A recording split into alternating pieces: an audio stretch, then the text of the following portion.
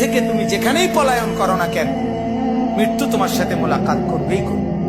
তুমি দেখা করতে হবে না, সেই তোমার সাথে দেখা করবে। তুমি মৃত্যুকে ডাকতে হবে না, মরণ তোমাকেই ডেকে নিয়ে আসবে। মরণ নিজেই তোমার সাথে দেখা করবে, সেই তোমাকে কবরে আনবে, তুমি আসতে হবে না।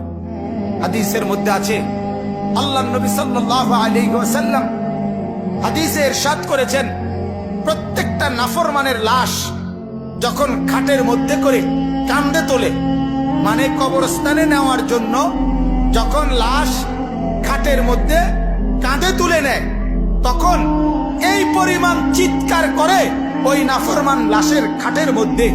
আল্লাহর নবী সাল্লাল্লাহু আলাইহি সাল্লাম বলেন, যদি একটা সেকেন্ডের চিৎকার তোমরা ওই নাফরমানের শুনতা, তাহলে পৃথিবীর কোনো মানুষ কাউকে কাঁধে আর লাশের খাটিয়া তুলতো না, বরং ফেলে রাখতো আর কুকুর বিড়ালে খাইতো।